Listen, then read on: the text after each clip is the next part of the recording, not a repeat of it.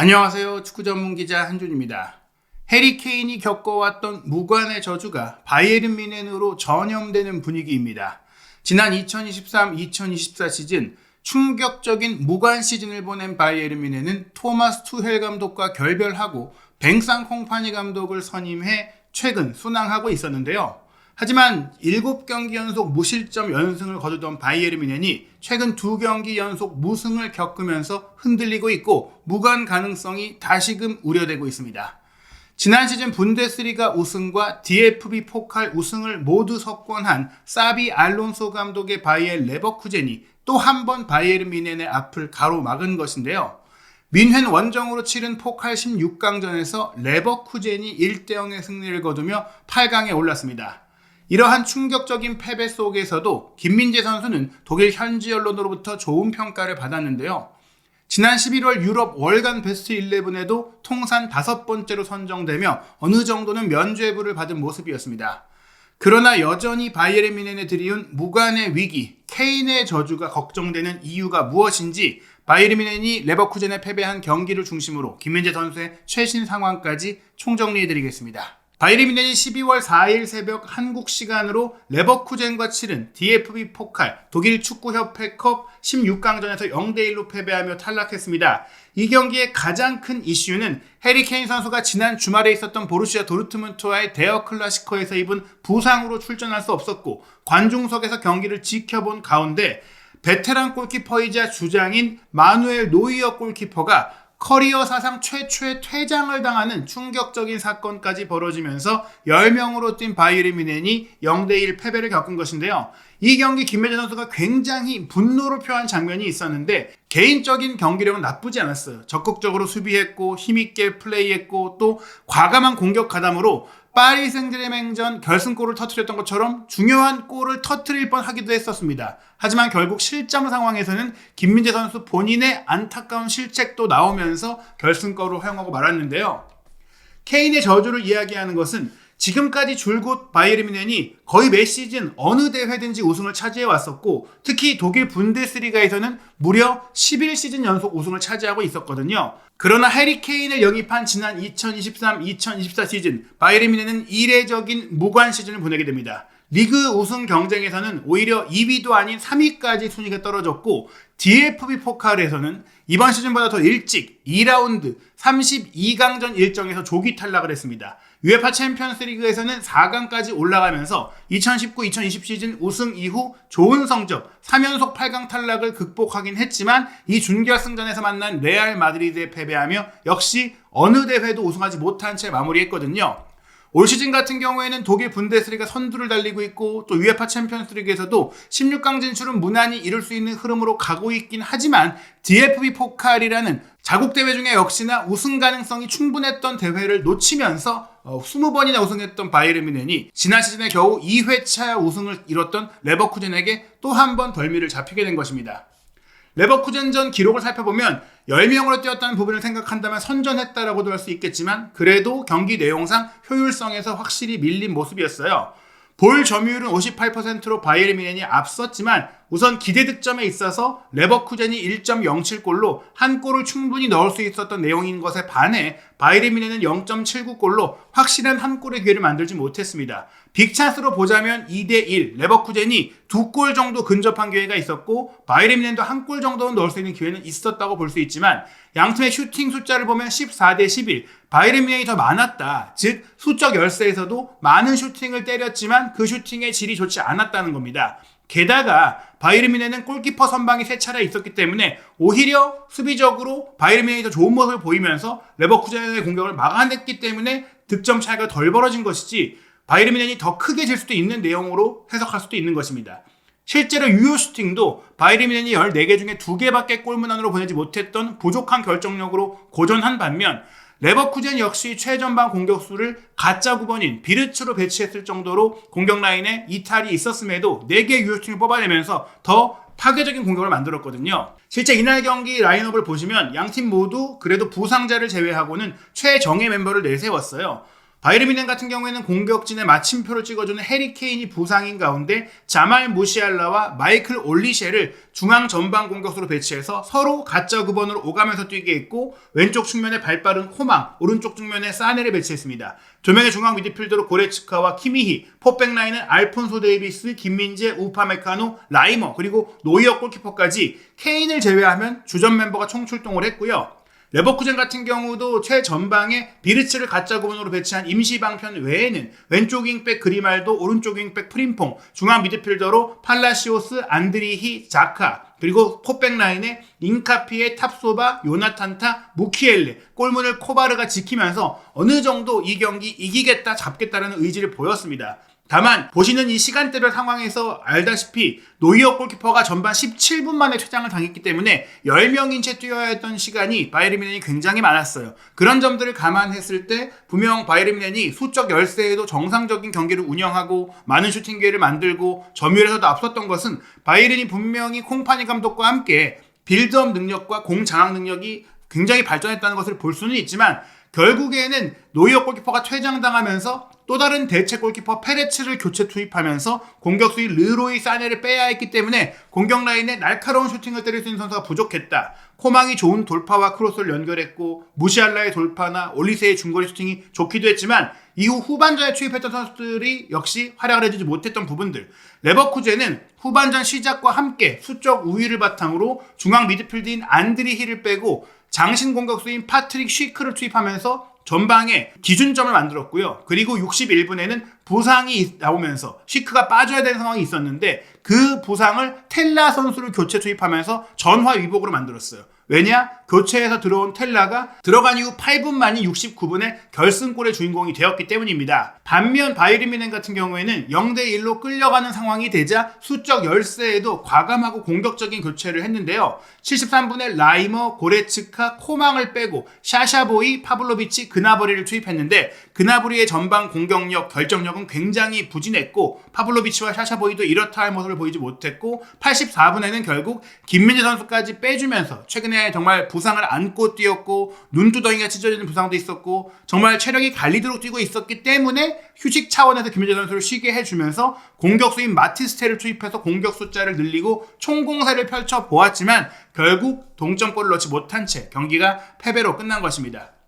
이날 노이어 골키퍼가 말씀드린 대로 커리어 사상 최초의 퇴장을 당하면서 굉장히 아쉬운 모습을 보였는데요. 스스로 경기를 마친 인터뷰에서 확실히 실망스럽다. 우리 팀이 퇴장을 내가 당했기 때문에 그 뒤로 어려운 경기를 하게 됐다. 우리 선수들이 모든 것을 시도했고 모든 것을 이제 다 해서 경기했기 때문에 그 선수들을 비난할 수가 없다. 내 잘못이다. 그래서 내가 경기 끝나고 나서도 동료들에게 사과했다라고 얘기했습니다. 이 장면은 사실 콩파니 감독의 전술적인 문제가 드러난 장면이기도 합니다.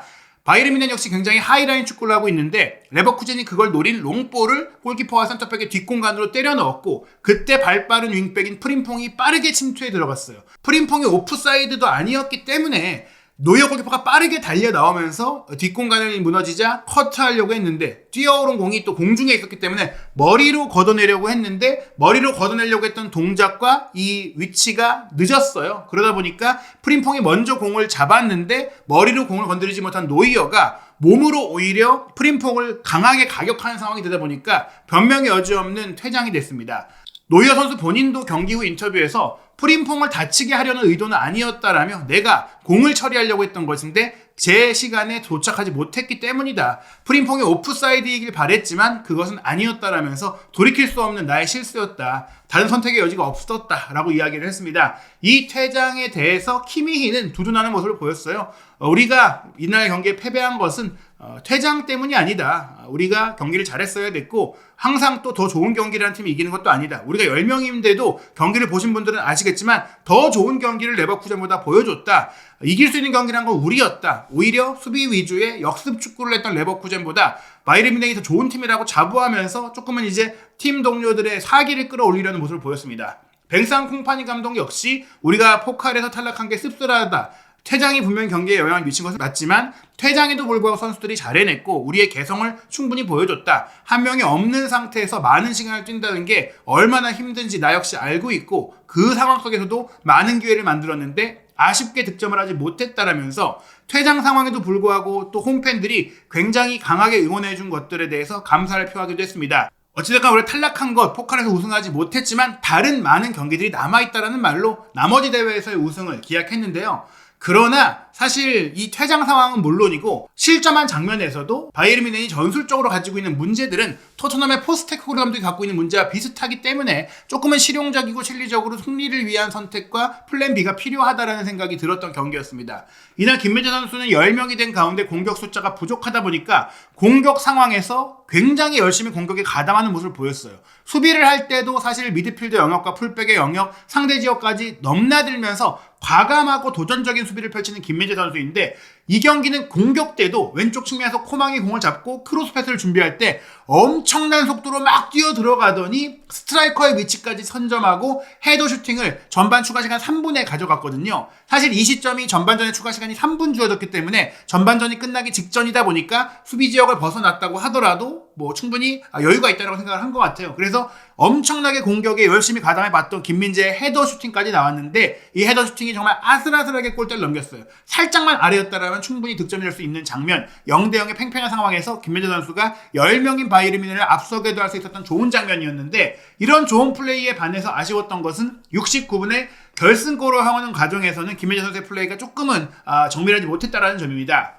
바이에른 뮌헨이 수비적으로 내려올 때 하이라인을 유지하고 있다 보니까 상대의 배후 침투를 오프사이드 트랩으로 이제 막아낼 수 있었거든요. 왼쪽 측면에서 왼쪽 윙백 그리말도가 얼리 크로스를 올릴 때 우파메카노나 뭐 데이비스나 많은 이 바이에른 수비수들이 오프사이드 라인을 잡고 침투하는 이 레버쿠젠 선수를 따라가지 않고 있었는데 김민재 선수가 아무래도 이 가운데 중앙 쪽으로 치고 들어가는 텔라 선수를 좀 의식하면서 빠르게 그 앞을 차단하고자 움직였습니다. 앞을 차단함과 동시에 본인이 이 크로스를 걷어내겠다는 의지도 보였는데 이 크로스가 조금 깊숙하게 들어오면서 물리적으로 따라 내려오던 김민재 선수가 점프를 하더라도 닿을 수 없는 궤적으로 날아오고 말았어요. 그런 상황에서 텔라가 정확하게 이 공을 프리하게 헤더 슈팅으로 가져갔습니다. 말씀드린 대로 뭐 데이비스나 뭐 따라 내려오던 코망 등은 오프사이드 트랩을 형성하면서 뒤에 있었기 때문에 먼저 치고 들어온 김민재 선수로 인해 오프사이드 트랩이 무너진 가운데 텔라 선수를 확실하게 커버할 수가 없었거든요. 그런 가운데 텔라의 헤더 슈팅이 정확하게 골문 구석으로 흘러들었기 때문에 김민재 선수의 수비 상황에서의 판단과 위치 선정이 조금은 아쉬웠다라고 볼 수 있겠습니다. 그런 부분들은 바이에른 지역신문인 타게스 자이퉁도 지적을 했는데요. 그래도 이 실점 장면을 제외하면 김민재 선수의 플레이가 전반적으로 준수했기 때문에 많은 선수들이 좀 안 좋은 평가를 받았음에도 불구하고 김민재 선수는 독일 언론 기준으로 중간 정도의 평가, 준수했다라는 평가를 받았습니다. 우선 퇴장당한 노이어 골키퍼가 6점, 실점 장면 외에는 굉장히 좋은 선방을 보여줬던 다니엘 페레치 골키퍼가 3점의 평점을 받았고 함께 센터백 라인을 구축했던 우파메카노가 평점 4점으로 부진했다는 평가를 받았는데 김민재 선수에게는 3점으로 보통이었다는 평가가 나왔거든요. 수비적으로 타협하지 않았고 또 정확한 롱패스를 앞세워서 공격적인 역할을 했다. 게다가 하프타임 직전에는 결정적인 헤딩 슈팅을 기록했는데 그것이 아쉽게 득점이 되지 못했다는 평가도 있었지만 0대1로 결승골을 내줄 때 좋은 위치에 있지 못했다. 요 점이 아무래도 뭐 패배한 결과도 있지만은 아쉬운 평가를 받게 된 이유라고 할 수 있겠습니다. 통계 기록 기반 평점에서도 6.9점으로 나쁘지 않은 평가였는데요. 이날 김민재 선수는 왼쪽 수비수이긴 하지만 왼쪽 윙백 자리나 중앙 미드필드 자리, 오른쪽까지 다양하게 넘나들면서 우파메카노 선수가 조금 더 자유롭게 공격에 가담하고 그 뒤를 대부분 김민재 선수가 원백에 가깝게 커버하는 모습들도 있었습니다. 마지막 순간에 공격수 투입으로 인해 84분 교체 아웃이 됐는데요. 2차례의 클리어링, 1차례의 슈팅 블로킹으로 문전을 사수하기도 했고 또 공중볼 경합도 4번 중에 3번 승리하면서 확실하게 지배적인 모습을 보였습니다. 게다가 공을 잃은 횟수가 4번밖에 안 될 정도로 배후를 안정적으로 공을 소유한 채 지켰고 93%의 높은 패스 성공률 그리고 6번의 롱패스 중에 5개가 정확하게 연결될 정도로 후방에서의 빠른 공격 전환과 정확한 공격 연결도 뛰어났습니다. 그렇기 때문에 김민재 선수 굉장히 좋은 플레이를 이어가고 있는 것인데 실제로 유럽의 스포츠 미디어 연합이 선정하는 골든슈를 선정하고 수여하는 매체 연합이죠.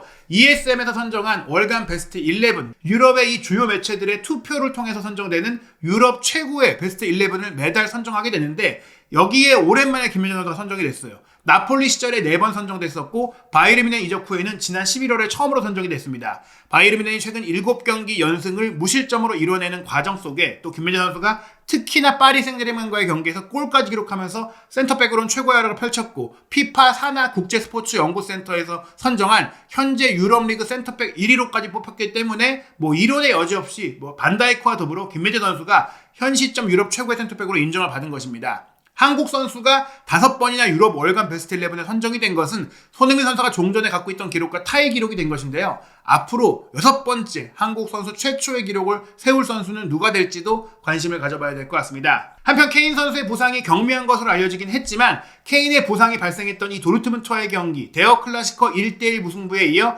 이번 레버쿠젠전 0대1 패배로 7연승으로 상승세를 달리던 바이에른 뮌헨의 기세가 꺾였는데요. 분데스리가에선 선두를 지키고 있지만 도르트문트전 무승부로 인해 잃어버린 승점으로 인해 현재 승점 30점인 바이에른 뮌헨은 2위 프랑크푸르트와 4점 차, 3위 레버쿠젠과 7점 차로 충분히 앞으로 승점을 또 한 번 잃는 상황이 된다면 추격을 당할 수 있는 위기에 처하게 됐습니다. 이런 상황에서 바이에른 뮌헨의 앞으로의 일정은 12월 7일 토요일 밤 11시 30분 약체인 하이덴하임과의 홈경기이고 또 12월 11일 수요일 새벽 5시 챔피언스리그 6차전은 역시나 한 수 아래의 전력인 샤흐타르 도네츠크와의 원정 경기이기 때문에 큰 부담이 없지만 12월 14일 토요일 밤 11시 30분에는 이재성 선수가 최근 좋은 활약을 펼치고 있는 마인츠와 원정 경기를 치릅니다. DFB 포칼에서 먼저 만났던 마인츠를 상대로 대승을 거뒀던 바이에른 뮌헨이지만 이번 경기가 원정 경기이고 또 빡빡한 일정 속에 이뤄지고 있다는 점, 케인 선수의 부상 회복 여부가 언제 확실히 정해질지도 모른다는 점은 주목해야 되고요. 또 전반기 마지막 경기라고 할 수 있는 올해 마지막 경기 12월 21일 새벽 4시 30분에는 선두권 추격을 하고 있는 4위 라이프치히와 홈경기인데 이 경기도 승리를 장담할 수 없기 때문에 겨울 휴식기를 앞두고 바이에른 뮌헨이 이 2연속 무승을 언제 끊어낼 수 있을지 그것이 무관의 저주를 이겨낼 수 있는 중요한 분수령이 될 것 같습니다. 한편 2025 피파 클럽 월드컵에 참가할 32개 클럽이 모두 확정이 됐고 포트 배정도 끝났는데요. 김민재 선수가 속한 바이에른 뮌헨과 이강인 선수가 소속된 파리 생제르맹이 나란히 1번 포트 톱시드를 받게 됐습니다. 한국 시간으로 12월 6일 새벽에 대진 출전이 진행이 되는데요. K리그 팀으로 아시아 챔피언스리그에서 얻은 포인트를 통해 울산 HD 역시 참가하게 됐고 포트 3에 배정되어 있거든요. 과연 울산은 어떤 세계적인 팀들과 클럽 월드컵에서 경기를 하게 될지 또 맨시티, 레알 마드리드, 바이에른 뮌헨, 파리 생제르맹 등 유럽의 명문 팀들이 참가를 하는데 바이에른과 파리 생제르맹, 김민재, 이강인 선수는 또 어떤 팀들과 클럽 월드컵 우승을 두고 겨루게 될지 한준TV 구독, 좋아요, 알림 설정을 통해 최신 축구 소식 빠르게 확인하시기 바랍니다.